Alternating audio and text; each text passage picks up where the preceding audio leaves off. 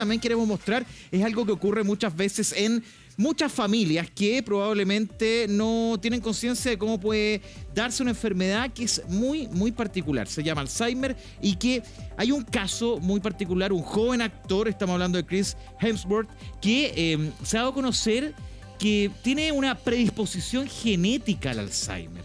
Anunció que se va a retirar por un tiempo de la actuación y esta situación empieza a generar varias preguntas. Este es un actor, el actor de Thor, una producción muy reconocida, pero además es muy joven, Nati, este actor, y cuando uno escucha Alzheimer siempre lo asocia a gente adulta. Claro. Y parece que se podría tener Alzheimer en una edad avanzada. Bueno, vamos a conversarlo con nuestro invitado hoy día, el doctor Rafael Aránguiz, es neurólogo de la Clínica Dávila.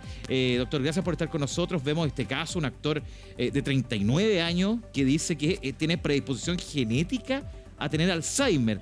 ¿Qué significa eso, doctor? A ver si podemos entrar a un tema que es muy complejo, que además afecta a todo el entorno familiar. Gracias por estar en el Buenos Días a todos. No, gracias a ustedes por la invitación. Mira, lo primero que hay que decir es que básicamente existen dos tipos de enfermedad de Alzheimer. ¿Ya? Una que se llama enfermedad de Alzheimer genética autosómico dominante, que corresponde al 1% de la población. ¿Qué significa eso? Que si uno de tus padres te hereda un determinado gen, durante algún momento de tu vida vas a desarrollar la enfermedad. Ese Alzheimer genético ocurre en general antes de los 60 años. El 99% restante corresponde a lo que llamamos enfermedad Alzheimer esporádica. Es decir, no existe un gen monocausal, pero existen varios factores de riesgo que la pueden producir. Problemas de, por ejemplo, factores de riesgo cardiovascular, la edad, por supuesto, que no es un factor de riesgo modificable, ¿Ya? varios otros, y dentro de ellos también hay factores de riesgo genético. Pero me explico, en este caso, los factores de riesgo o susceptibilidad genética no es que causen directamente la enfermedad, pero te aumentan el riesgo de tenerla. Doctor, para contextualizar este caso, ¿por qué? Porque al parecer Chris Hemsworth tendría esta predisposición genética. ¿En qué consiste? Él es un actor de 39 años, súper joven, y por eso llama la atención lo que hemos descubierto, lo que él anunció además hace pocos días, porque él estaba en medio de una grabación de una serie que se llama Limitless, de Disney+, donde se ve el tema del rendimiento corporal, la salud, distintos tipos de ejercicios, y ahí se hizo unos exámenes y descubrieron que tanto su mamá como su papá le habían heredado genéticamente un gen que le da una predisposición de 8 a 10 veces mayor para desarrollar Alzheimer. Esa es una enfermedad que, o sea, es una situación genética que alerta, porque quiere decir que más allá de los cuidados que él pueda tener, él tiene muchas más posibilidades de desarrollar una enfermedad neurodegenerativa como esta. Y es por eso de que también esto llama a la conversación. Sí. ¿Cuántos de nosotros podemos tener quizá esa misma predisposición? Rafa, tú decías, ¿tienes algunos antecedentes familiares? Yo tengo una bisabuela materna que tiene Alzheimer. Si yo tengo, por ejemplo, mi bisabuela, en el caso de él era mamá y papá, un gen específico, pero si yo tengo una bisabuela, estamos hablando ya de 3 generaciones más atrás, ¿tengo también una predisposición? ¿Tengo que tener un cuidado especial? A ver, como decía al inicio, dejando afuera el caso de las enfermedades de Alzheimer autosómicos dominantes, donde ahí, si tienes el gen, te va a dar probablemente durante el transcurso de tu vida. ¿Qué es el caso de este actor? No. El caso de este actor tiene un gen que se llama APOE4, que es un gen que aumenta el riesgo, pero tú perfectamente puedes tener Alzheimer sin tener ese gen y puedes tener ese gen sin tener la enfermedad de Alzheimer. Ya. Lo que ocurre es que como cada uno hereda dos versiones del gen, una versión del padre y una versión de la madre, dos alelos, cuando tú tienes un gen, uno solo de tus padres te pasó un gen APOE4, el riesgo de desarrollar la enfermedad de Alzheimer a lo largo de tu vida es como alrededor de 3 veces el de un paciente que no tiene ese gen. Ya. Cuando tienes los dos alelos, que es el caso de este actor, el riesgo supera las 10 veces el de la población normal. De tal manera, 10 más veces, riesgo, sí. Es muy alto. Ahora, hay que decir que la verdad que la probabilidad de tener los dos alelos APOE4 es bastante baja. O sea, de hecho, el 80% de los alelos son APOE3, que es una versión neutra. Hay un 5% que tiene una versión APOE2, que es reductor del riesgo de Alzheimer, protector, y un 15-20% de la población que tiene APOE4. O sea, para que tengan los dos, la probabilidad es bastante baja. Este actor, en ese sentido, está dentro de una población que es bastante improbable estadísticamente. 2 a 3% decían a nivel mundial. O sea, y de hecho esto lo llevó a alejarse un poco de la actuación, a hacer un paro en todo lo que es su carrera para un poco dedicarse, un poco introspectivamente también a ver cómo estaba su salud, pero a entender que la vida no es tan vertiginosa, no hay que correr tanto porque hay varias medidas que uno puede hacer para tratar de evitar o ralentizar que aparezca quizás esta enfermedad, tratar de que aparezca más tarde o de una manera más suave. Hay efectivamente algunas medidas que uno pueda tomar con alimentación, deporte, o el típico, los puzzles y cosas así.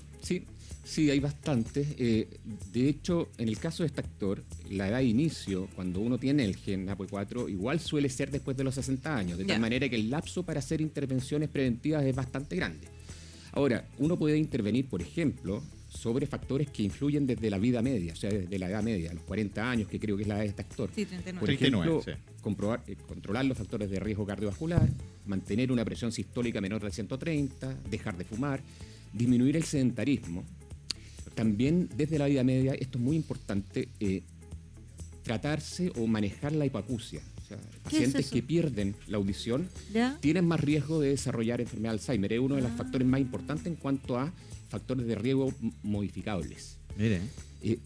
Otras cosas que además se pueden hacer, además de la dieta mediterránea y rica en antioxidantes, es mantener actividad moderada aeróbica, tener actividades que vayan cambiando, en el fondo, que involucren aprendizaje, no siempre la rutina, en el mismo tiempo mantenerse activo intelectualmente, no necesariamente académicamente, pero sí aprendiendo cosas nuevas. Y también, hasta largas etapas de la vida, mantener las actividades sociales, juntas de vecinos, actividades organizadas por la municipalidad, actividades familiares. Aislarse parece que es muy complejo. Doctor, el Alzheimer es un tema con muchas dudas. Nos están llegando preguntas al Twitter, en las redes sociales. Sabemos porque además afecta al entorno completo, porque es la persona, es su familia. Veamos lo que nos están preguntando, ¿le parece, doctor? A propósito de las inquietudes que llegan a través del hashtag Buenos Días TVN y el WhatsApp también. Mire, dice ahí, hola, buenos días, doctor, le quería consultar. Si olvido mucho las cosas, llevándolo a lo más general, ¿soy más propensa, preguntan, a tener Alzheimer, doctor? Que es algo que está vinculado directamente, ¿no? O coloquialmente, como le decimos, una persona volada. ¿Que se le olvidan las cosas? Sí, mire, depende un poco del contexto clínico. Una de las cosas que se hace en la entrevista clínica, el médico y el neuropsicólogo, es evaluar si efectivamente una queja cognitiva tiene un perfil que apunte hacia riesgo de enfermedad de Alzheimer. Disculpe, ¿qué es una queja cognitiva? Una queja relacionada con olvidos, con problemas para nombrar cosas, para evocar palabras, a veces problemas visoespaciales o también problemas de concentración. Entonces, hay varias posibilidades. Primero, uno tiene que ver que no existe un trastorno cognitivo o de concentración premórbido. Hay veces que pacientes con déficit atencional, desde la infancia, que habían estado relativamente compensados, y ya cuando son adultos mayores llega una situación que les cambia la rutina, como por ejemplo la pandemia, el teletrabajo, etcétera, y sienten que están empeorando de memoria, cuando la verdad es que lo que les cambió es el setting. Otras veces hay también quejas cognitivas que no tienen que ver con enfermedades como el Alzheimer degenerativa, sino que más bien con trastornos del ánimo. Eso es muy frecuente. De tal manera que esta limpieza de qué se trata la queja cognitiva se hace en la primera evaluación clínica que hace el neurólogo o el psiquiatra o el especialista que le toque. Doctor, y cuando llegan a su consulta o a un neurólogo a preguntar qué me está pasando, ¿qué es lo que le cuenta? Doctor, se me están olvidando las cosas. Doctor, hice esto. Doctor, me mandaron. Muchas veces son los hijos los que mandan, entre comillas, a los papás a decir, ¿sabe qué, doctor? Aquí algo está pasando porque se le pierden las llaves, porque, y esto me tocó en lo familiar, dice que le están entrando a robar a la casa, que se le pierden las cosas, por ejemplo. Sí.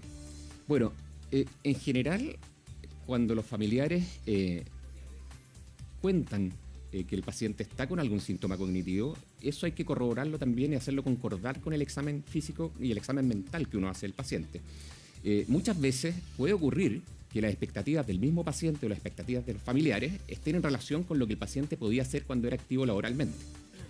Pero para despejar las dudas está el examen mental y está además algo que se llama evaluación neuropsicológica, que es donde un profesional que es psicólogo realiza una evaluación de distintos dominios cognitivos, lenguaje, juicio, memoria, abstracción, etcétera. Y a partir de eso, él ajusta, de acuerdo a la edad y a la escolaridad, la probabilidad de que esa queja cognitiva esté dentro del rango esperable para tu edad y para tu escolaridad o represente un factor de riesgo. Ahora, evidentemente, hay algunas banderas rojas antes de pedir la evaluación Hay neuropsicológica, alertas. alertas a las que uno le pone un poco de ojo, que pueden ser predictoras de que más adelante ese paciente que está con un deterioro cognitivo mínimo o una queja cognitiva subjetiva pueda transformarse en una enfermedad de Alzheimer. Doctor, usted habló de las banderas rojas y las vamos a estar conversando para que nos dé esos tips, nos diga cuáles son las primeras señales para consultar. Pero antes nos están llegando no solamente preguntas por WhatsApp, sino también por Twitter. Gente que nos está contando su experiencia, sus historias y nos dicen: hola, buenos días TVN. ¿Qué examen puede indicar que tengo posibilidad de desarrollar la enfermedad? Mi madre falleció de demencia senil. Y vamos a estar respondiendo esa pregunta, pero antes nos vamos a una breve pausa comercial y volvemos acá en el Buenos Días a Todos. Una pregunta planteada también al respecto, ¿no? Sí, estamos viendo una de Twitter que nos está llegando porque hay mucha preocupación, porque el entorno se afecta y en este caso la pregunta que nos hacían llegar era precisamente de una persona que a su madre falleció finalmente de demencia. Ahí está la pregunta, dice: hola, hashtag Buenos Días TVN, ¿qué examen puede indicar que tengo posibilidad de desarrollar la enfermedad? Mi madre falleció de demencia senil. Doctor Rafael Arangui, neurólogo de Clínica Dávila, esa pregunta probablemente mezcla dos conceptos: Alzheimer y lamentablemente la partida de su madre, demencia senil. ¿Son similares? ¿Se puede prevenir o establecer si va a dar posteriormente Alzheimer? La verdad que la demencia senil es un concepto que actualmente está en desuso. Uno habla actualmente de enfermedad de Alzheimer. Ya. Ahora, respecto a la pregunta, ahí había que precisar algunos datos. Por ejemplo, cuando uno tiene familiares de primer grado, papá o la mamá, en que la enfermedad de Alzheimer comenzó antes de los 60 años, hay la probabilidad de que uno tenga un gen de alto autosómico dominante, es decir, que si yo heredé ese gen, me va a dar la enfermedad en el transcurso de mi vida, salta. De tal manera que en esos casos uno hace, cuando hay agregación familiar también, estudios genéticos y se piden los genes que hemos mencionado hasta ahora. Ya. O sea, se puede ahí uno hacer un examen genético y ver efectivamente si tiene esos genes. Sí, pero se reserva exclusivamente cuando hay un genograma, es decir, una historia familiar que es sugerente de que puede haber un componente genético en la enfermedad de Alzheimer, y idealmente también cuando existen síntomas. Ya, perfecto. Oiga, doctor, nos están llegando más preguntas. Hashtag Buenos Días TVN. Mira, vamos a revisar la siguiente pregunta de Rogelio Luis. Dice: hola, mi abuela paterna sufrió de Alzheimer y ahora mi papá lo tiene. Yo tengo 62 años de edad. ¿Existe alguna probabilidad de que tenga la enfermedad? Claro, acá vemos el caso, la abuela, el papá, y ahora él se pregunta si a él también podría tener. Sí, bueno, tiene los factores de riesgo de tener familiares de primer grado con enfermedad de Alzheimer, y el otro factor de riesgo que no es modificable que él tiene, por lo menos de los que menciona ahí, es tener más de 60 años, que es la edad en que empiezan a aparecer los primeros casos de enfermedad de Alzheimer esporádicos. Eso se va aumentando, y ya después de los 70 aumenta exponencialmente, o sea, puede llegar al 30-35% después de los 85 años. Doctor, síntomas simples que podrían dar indicios de, por ejemplo, acá me comentaban, se me olvida algo, llego, cierro la puerta, digo, hoy saqué las llaves. ¿Esas cosas podrían servir para entenderlo? En esa misma línea, ¿es lo mismo que a mí se me olviden las llaves a, por ejemplo, que se me olvide el nombre de una amiga de toda la vida? ¿Es lo mismo o me puede despertar alguna de las dos síntomas una alerta más grande? No, no es lo mismo, y esa pregunta es muy buena porque tiene que ver con qué es lo esperable y qué es lo que yo era capaz de hacer en condiciones estables, previo a haber empezado con los síntomas o la percepción de que tengo un problema de memoria. Si yo, por ejemplo, olvido el nombre de tengo 45 años, por ejemplo, y olvido el nombre del director de una película, o se me olvida el nombre de Leonardo DiCaprio, no tiene el mismo significado de olvidarme que esto se llama vaso. Porque es una palabra que tiene una frecuencia y una familiaridad mucho más alta. Entonces uno va sopesando de acuerdo a cuál es el tipo de queja y qué es lo esperable para la edad y la escolaridad del paciente, de si esa queja realmente requiere un estudio más allá de la clínica. ¿En qué momento también consultar, teniendo en cuenta entonces, doctor, los factores, la edad, mayores de 60, cuando ya el olvido tiene que ser mayor? Por ejemplo, te lo decía, un vaso, olvidar la palabra vaso, olvidar el nombre de mi mejor amiga, lo decía la Pitu. Hay varios factores entonces, doctor, que uno tiene que tener en consideración para poder consultar a tiempo. Sí, doctor, le queremos agradecer porque, bueno, son muchas las preguntas, un tema que siempre está ahí y que además, y este mensaje también es para todos, que no olvidemos a la gente que tiene Alzheimer porque, aunque suene paradójico, el olvido es finalmente el principal elemento que está aquí en la mesa. Doctor, gracias por estar con nosotros, que le vaya muy bien. A propósito de esta importante conversación, vamos a hacer la pausa, ¿les parece? Seguimos en instantes, volvemos en el Buenos Días a Todos.